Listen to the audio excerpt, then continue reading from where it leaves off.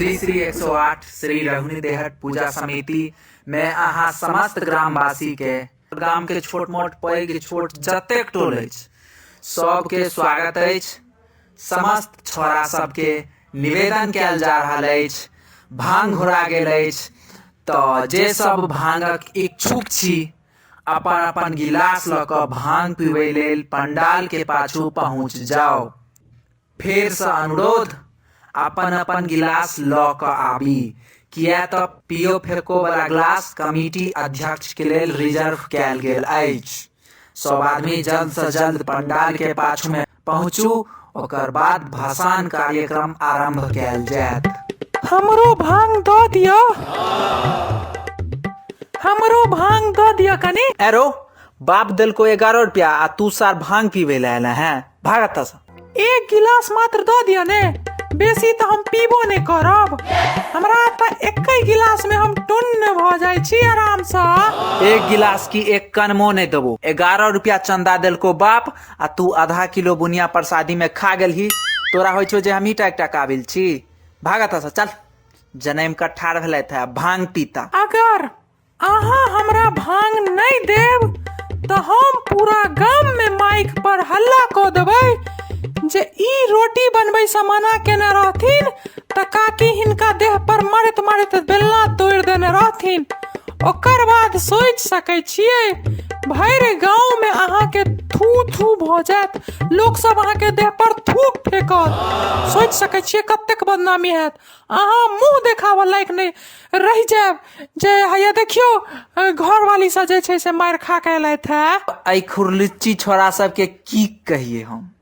दऽ दही रे छोरा, बाटै छी भांग तऽ दऽ दही एकरा, भगा एकरा सबके दऽ कऽ भांग। ई भेलै बुद्धिमानी वाला बात। अहिना लोग इज्जत बचा के राखैया अपना से छोट सा, नहीं तऽ कखन इज्जत उछाल देव से अहूँ के नहीं पता चलत।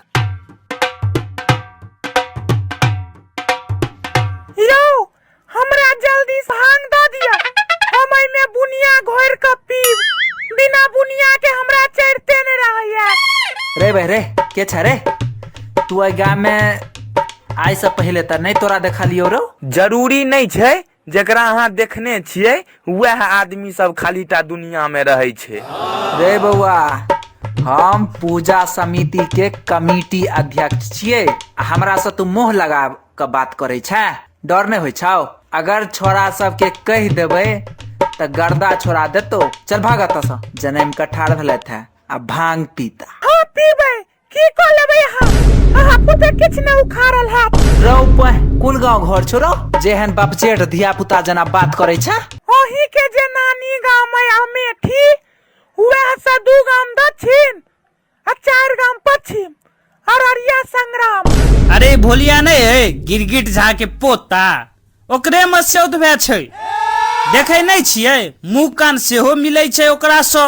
हम अररिया संग्राम के सबसे बपजेठ बच्चा में से एक छियै, तें दुआरे भांग दऽ दिया, हम बुनिया मिला के पी लेब आ नाचब ग जाके चुपचाप। रे एकरा दऽ दही रे भाई, भांग दऽ दही कनी एकरा यार। ऐ यो अहाँ एकरा से डरा गेलियै अतेक छोट बच्चा से। यार की कहियो यार, हमरा तो अररिया संग्राम के नाम सुने देरी रो यहाँ ठाड़ भ जाए यार डर से। मतलब यार ओई गांव में आधा से बेसी आदमी मोचंड छै आ जे बचल खुचल आदमी छै ओ पागल छै। अहाँ संगे कोनो कांड टांड भ गेल अछि की ओई गांव में? तेनाहिए बुझा रहल अछि हमरा तऽ।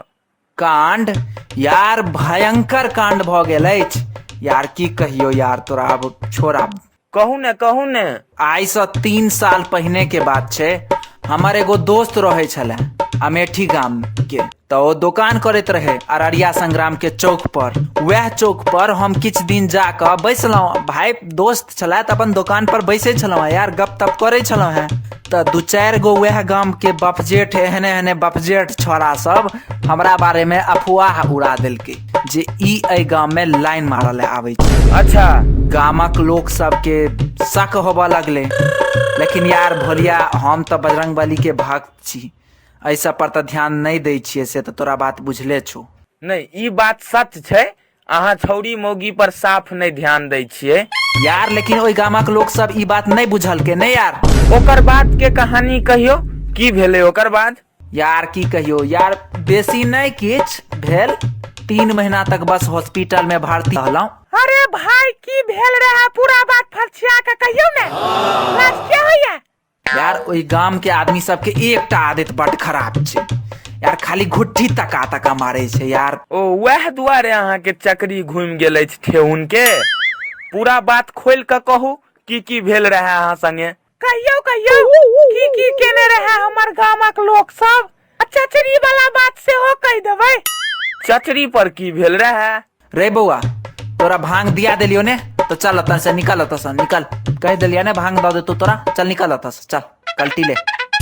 अब वो पूरा बात सुने के जेते।